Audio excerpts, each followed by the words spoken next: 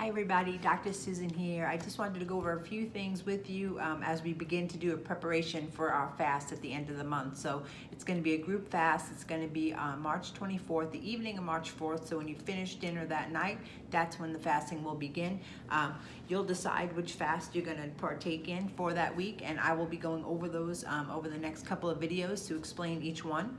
I suspect for most of you it's going to be the first time that you are fasting, so most likely it will be intermittent fasting, which is awesome, and it's an awesome practice, and it's such a great healing modality. Like I always say, fasting is free, and it's one of the best healing modalities out there. It's ancient.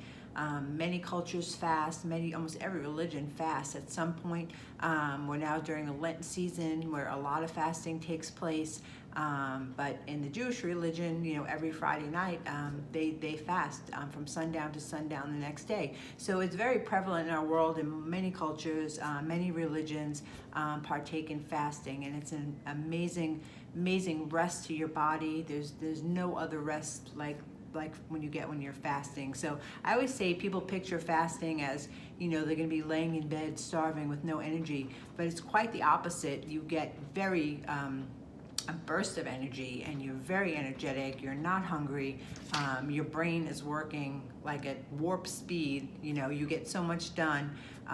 Dr. Tedder and I always say that, we want to get a lot done, we fast, because that's the way our brain works, just at the highest power to be able to accomplish a lot in a short period of time. But then your sleep at night is so peaceful and so restful. What you'll recognize the first time you do any type of extended fasting is how much of our lives are focused on food.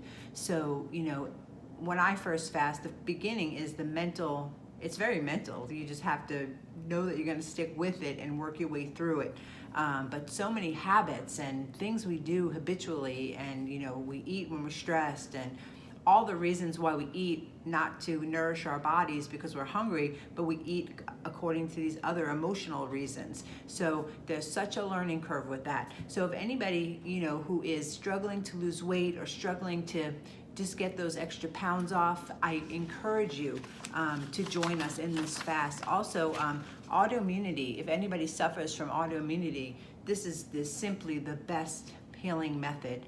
Some of my greatest healing from multiple sclerosis came through fasting. So that's why I get so excited about it, and I'm just excited to share with you.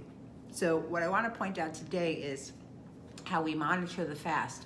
And you don't have to do this. This is the way I do it. I encourage you to do it this way, but you definitely do not have to. So nothing is required for this fast. There's no joining anything. You don't have to buy anything at all. So it's totally up to you. I'm just letting you know how I monitor fasts, and if you do it this way, you can kind of post your numbers on the Facebook page, and I'll be looking through them to try to guide you and help you to learn your body and how it works and what these numbers will show. So what I want to show you is this Keto Mojo blood glucose and ketone reader. So this one does actually both. It can measure blood glucose and measure ketones. So when you fast, your body is going to go into ketosis. So we want to monitor that for you, and the way those numbers work. And I will do a whole video on that, on what the numbers should be. But just for right now, I encourage everybody to know your blood sugar numbers, because that is such a important part of health today. Sickness, weight loss resistant, thyroid issues. I mean, it's endless. Diabetes, of course, not even to mention that. But know where your blood sugars are. So if you're struggling to lose weight, you don't have to get this Keto Mojo. You can go out to Walmart, and for under $10 you can get a glucose reader, and the strips are very, very, very inexpensive. I think they're about 10 cents each. And you can start monitoring your glucose, because you definitely should know that number, because that is where it all begins. And that's what we do on our program. It is to lower those blood sugar numbers and get them to an optimal range. So the optimal blood sugar number should be about in the 80s, from 80 to 86. That's the optimal number. But many people today are trending more towards 100 and over 100. So you don't want your blood sugar over 100 at all. It's just common to have it in the 90s, 94, 95, and that can be easily worked on and lowered. It probably would be lowered just in one fast. It would be corrected. So much healing comes from the fast. Like I said, the best thing to do is know your blood sugar numbers. So definitely start doing that, tracking your blood sugar. So you want it to be done, your first reading, on a fasted stomach. So when you wake up in the morning, you want to test your blood sugar numbers just to know where they are. And then the next, we'll talk about that as we go on. I don't want to overwhelm you with information, so I will make a separate video about fasting, blood sugar numbers, and ketone numbers, and explain to you how we'll go ahead and get that done.